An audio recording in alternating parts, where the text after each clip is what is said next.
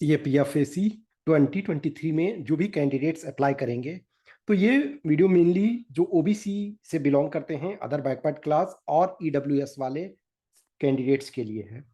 देखो, जो SC ST वाले कैंडिडेट होते हैं, तो उसमें आपका जो वंस आपका सर्टिफिकेट बन गया तो वो आपका चलता रहता है। क्यों? क्योंकि वहाँ इकोनॉमिक क्राइटेरिया नहीं है।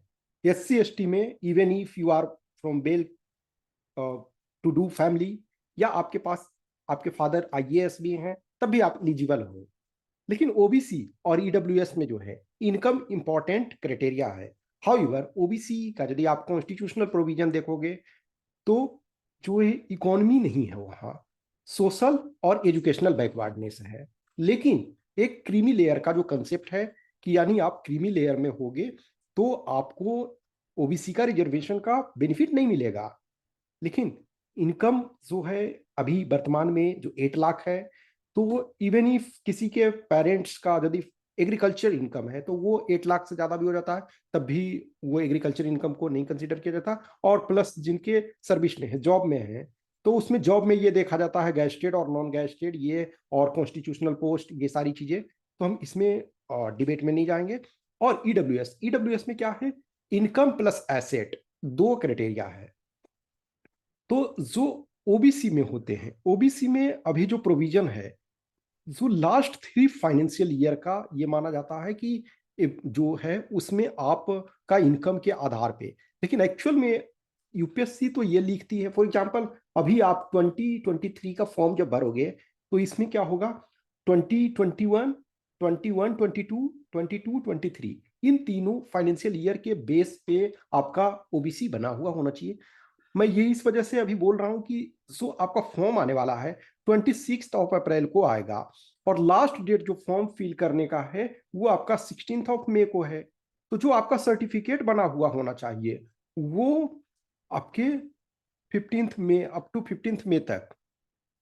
तो जो सर्टिफिकेट आप बनाते हो, आप जानते हो कि ब्लॉक लेवल से आप बनवाते हो, सपोज CO से बनाते हो, डिफरेंट डिफरेंट, मान के चलो तहसीलदार है कहीं, किसी डिस्ट्रिक्ट किसी स्टेट में तहसीलदार होते हैं, किसी में जो होते हैं सपोज BDO बना रहे हैं, किसी में CO बना रहे हैं।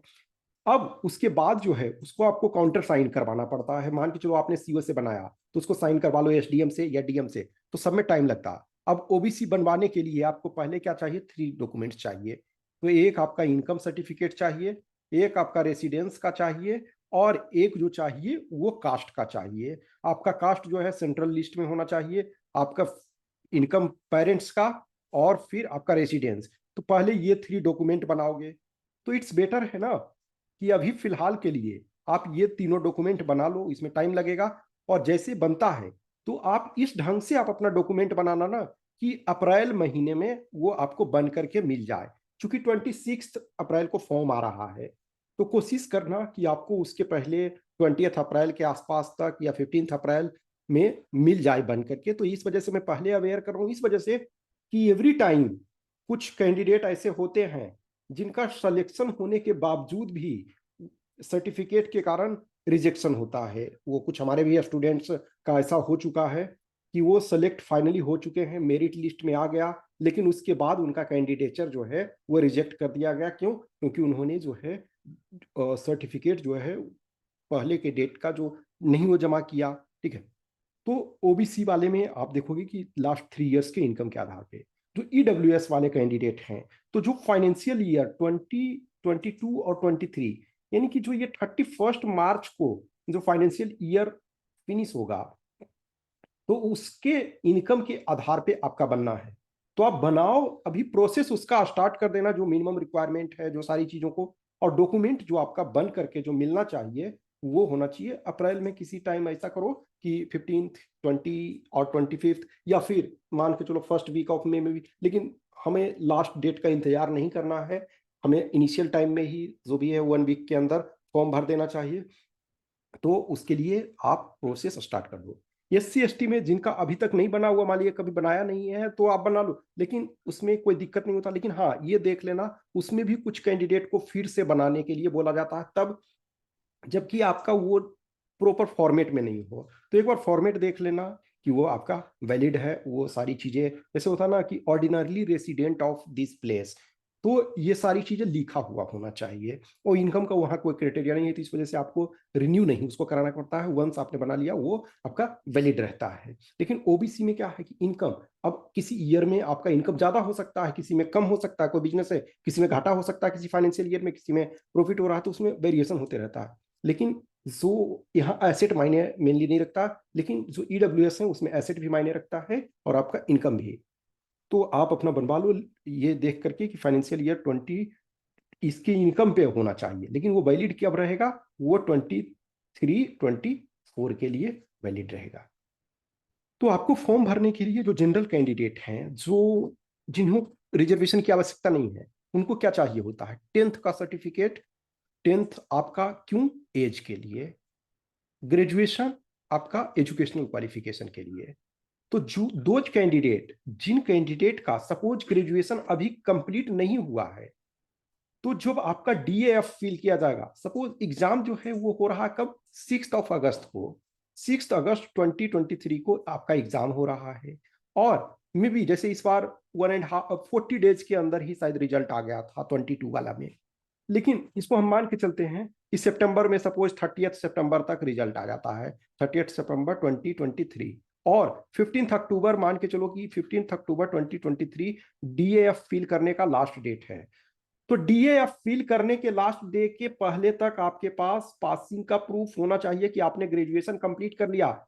तो आप अपीयरिंग कैंडिडेट के तौर पे भी भर सकते हो, लेकिन कंडीशन यही है कि डीएएफ फिल करने के लास्ट डेट के पहले तक आपका ग्रेजुएशन यदि नहीं कंप्लीट है तो आपका कैंडिडेचर रिजेक्ट कर दिया जाएगा। इसके कारण भी कुछ कैंडिडेट होते हैं कि अपीयरिंग में भर देते हैं, और उनके पास एटलीस्ट, देखो एक चीज मानो कि इवन इफ आपका कैंडिडेचर रिजेक्ट हो जाता, तभी आप यदि उस कंडीशन में हो कि आप रिटर्न क्वालिफाई करते हो, तो ठीक है, नेक्स्ट ईयर आप उसको कर लोगे।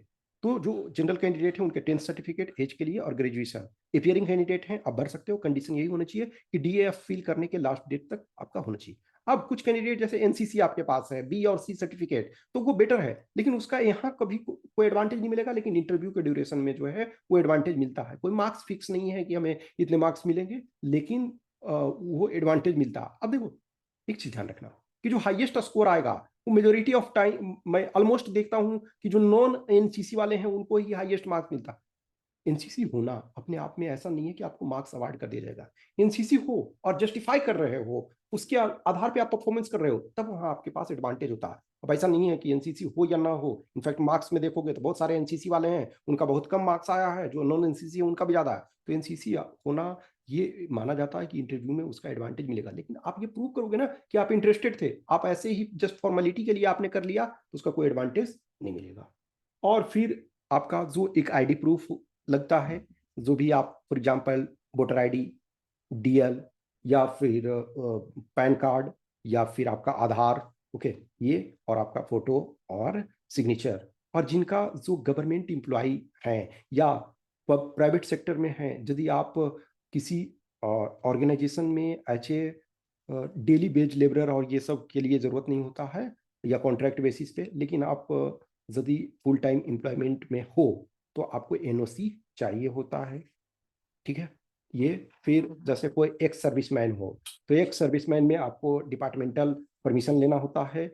और जो आपका डिस्चार्ज लेटर है, वो फॉर्म भरने के लास्ट डेट, जो सपोज फॉर्म भरने का लास्ट डेट आपका 16 मई है, तो जो एक्स सर्विसमैन है उनको 16 मई के पहले एक साल के अंदर, यानी कि 15 मई 2024 तक उनके पास डिस्चार्ज लेटर होना चाहिए।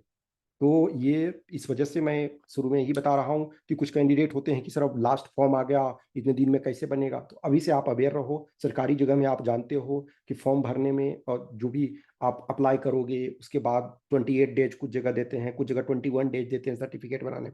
तो पहले सपोज 2-3 आपका राउंड लगेगा, पहले आप ओबीसी में हो तो 3 सर्टिफिकेट बनाओगे, तो उस 3 सर्टिफिकेट में आपको 28 डेज लगेगा। फिर आप अप्लाई करोगे तो फिर सपोज सीओ बनाएगा, फिर उसके बाद आप जाओगे एसडीएम से या एसडीओ से साइन करवाने, फिर मान के चलो आप डीएम से साइन या डीसी से करवाते हो, उसमें टाइम लगेगा। तो इट्स बेटर है अभी मान के चलो, ऐसा नहीं है कि आप उसके लिए घर जा करके बैठ जाओ, नहीं। यदि आपके कोई भी पेरेंट्स में या कोई गार्जियन, कोई फ्रेंड्स हैं जो बना करके जमा कर सकते हैं, तो उनको ये करवाओ, या आप खुद पास में हो या आप खुद जा सकते हो तो उसको कराने करो, ओके। कुछ भी क्वेश्चंस, क्यूरी, डाउट्स ये होगा तो आप हमें इधर इस व्हाट्सएप नंबर 8527146498 या टेलीग्राम नंबर 7404909669 पे मैसेज कर सकते हो। Okay, thank you.